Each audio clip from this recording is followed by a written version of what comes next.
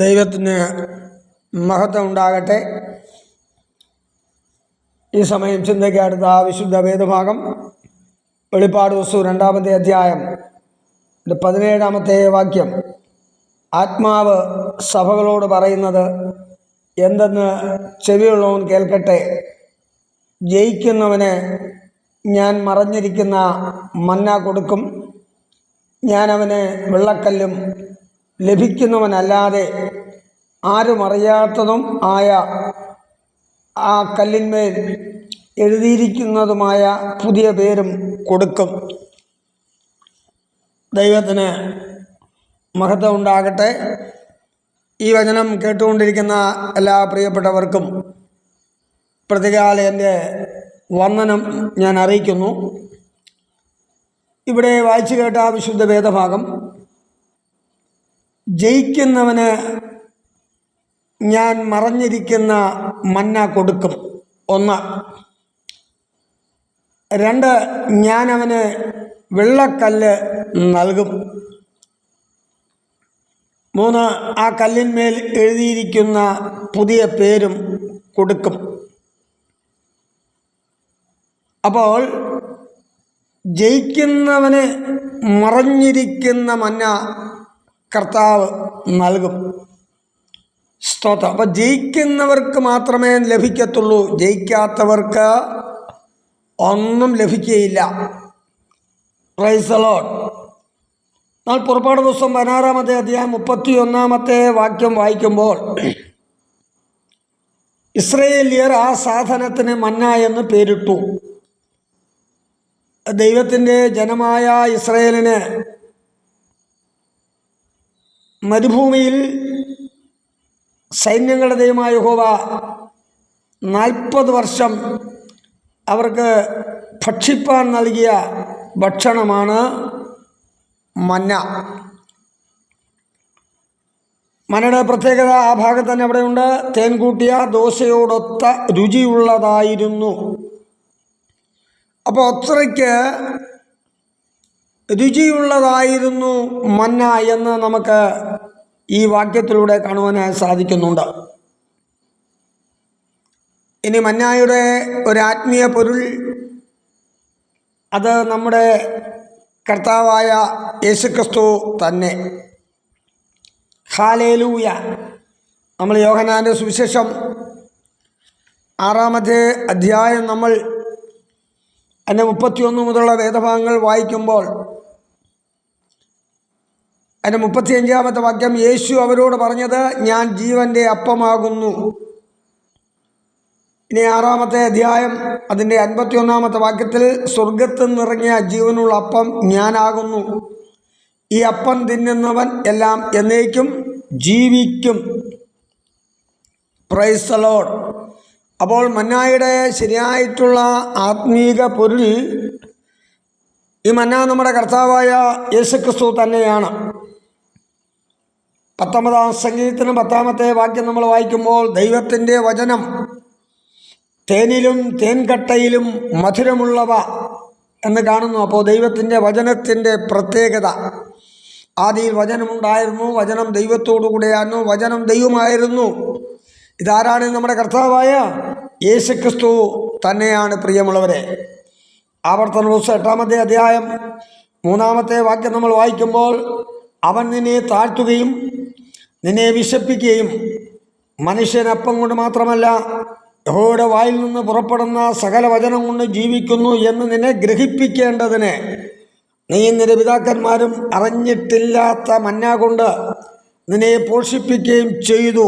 ഈ 40 സംവത്സരം നീ ധരിച്ച വസ്ത്രം ജീർണിച്ചു പോയില്ല, നിന്റെ കാൽ വീങ്ങിയതുമില്ല. ഹല്ലേലൂയ. അപ്പോൾ അവിടെ വായിച്ചെങ്ങനെയാണ്? അവൻ നിന്നെ താഴ്ത്തുകയും നിന്നെ വിശപ്പിക്കുകയും മനുഷ്യനപ്പം കൊണ്ട് മാത്രമല്ല യഹോവയുടെ വായിൽ നിന്ന് പുറപ്പെടുന്ന സകല വചനം കൊണ്ട് ജീവിക്കുന്നു എന്ന് നിന്നെ ഗ്രഹിപ്പിക്കേണ്ടതിന്. ഹല്ലേലൂയ. അപ്പം നോക്കിയേ, നമ്മുടെ ജീവിതത്തിൽ താഴ്ചകൾ വരുമ്പോൾ നാം മനസ്സിലാക്കണം, ഹല്ലേലൂയ, ദൈവം നമ്മളെ താഴ്ത്തുന്നത്, ഒരു താഴ്ചയുടെ അനുഭവം, നമ്മുടെ ജീവിതത്തിലൊരു പരാജയത്തിൻ്റെ അനുഭവം, കടന്നു വരുന്നത്. ഹല്ലേലൂയ. എന്തിനാണ്?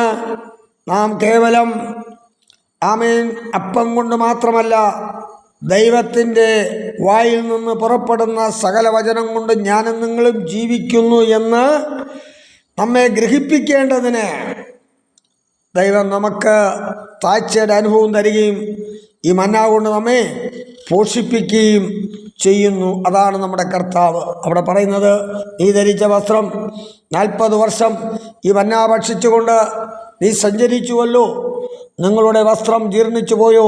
നിങ്ങളുടെ വസ്ത്രം ജീർണിച്ചു പോയിട്ടില്ല. നിങ്ങളുടെ കാൽ വീങ്ങിയോ? വീങ്ങിപ്പോയിട്ടില്ല. അപ്പോൾ അത്രയ്ക്ക് പോഷകാഹാരമാണ് മന്ന. ഹല്ലേലൂയ. 78 സംഗീതത്തിൻ്റെ 24 വാക്യത്തിൽ ഇങ്ങനൊരു ഭാഗം കാണുന്നു. അവർക്ക് തിന്മാൻ മന്ന വർഷിപ്പിച്ചു, സ്വർഗീയ ധാന്യം അവർക്ക് നൽകി. 25 വാക്യത്തിൽ മനുഷ്യർ ശക്തിമാന്മാരുടെ അപ്പം തിന്നു. ഹല്ലേലൂയ. അവൻ അവർക്ക് തൃപ്തിയാകും വണ്ണം ആഹാരം അയച്ചു എന്നാണ് കാണുന്നത്. അപ്പോൾ മന്നായുടെ പ്രത്യേകത, മന്ന ഒന്ന് സ്വർഗീയ ധാന്യമെന്ന് കാണുന്നു. 2 മന്ന അത് ശക്തിമാന്മാരുടെ അപ്പമെന്ന് വിശേഷിപ്പിച്ചിരിക്കുന്നു. പ്രിയ ദൈവമക്കളെ, അപ്പോൾ സ്വർഗീയ ധ്യാനമായിട്ടും ശക്തിമാന്മാരുടെ അപ്പമായിട്ടൊക്കെ തിരുവചനത്തിൽ മന്നയെക്കുറിച്ച് രേഖപ്പെടുത്തിയിരിക്കുമ്പോൾ ഈ ആഹാരമാണ് ദൈവം തൻ്റെ ജനത്തിന് 40 വർഷക്കാലം ഭക്ഷിപ്പാനായി കൊടുത്തത് എന്ന് ഞാനും നിങ്ങളും മറന്നു കളയരുത്. ഹല്ലേലൂയ. അപ്പോൾ നാം സമാഗമന കൂടാരം പഠിച്ചു വരുമ്പോൾ അതിൻ്റെ അതിവിശുദ്ധ സ്ഥലത്തിരിക്കുന്ന നിയമപ്പെട്ടകത്തിനകത്ത് സർവശക്തനായ ദൈവം, ഹല്ലേലൂയ, അതിനകത്ത് ആ മന്ന ദൈവം സൂക്ഷിച്ചു വച്ചിരിക്കുകയായിരുന്നു, അല്ലെങ്കിൽ അതിനെ ദൈവം മറച്ച് വച്ചിരിക്കുകയായിരുന്നു എന്ന് തിരുവചനങ്ങളിലൂടെ നമുക്ക് കാണുവാനായി സാധിക്കുന്നുണ്ട്. ഹല്ലേലൂയ. അപ്പോൾ പ്രിയമുള്ളവരെ, ഇത് ജയിക്കുന്നവർക്ക് നൽകുന്നതാണ് മന്ന എന്ന് പറയുന്നത്. യിരെമ്യാ പ്രവാചക പുസ്തകം 15 അധ്യായം 16 വാക്യത്തിൽ ഇങ്ങനെ കാണുന്നു, ഞാൻ നിന്റെ വചനത്തെ കണ്ടെത്തി ഭക്ഷിച്ചിരിക്കുന്നു, നിന്റെ വചനങ്ങൾ എനിക്ക് സന്തോഷവും എൻ്റെ ഹൃദയത്തിന് ആനന്ദവുമായി. ഹല്ലേലൂയ.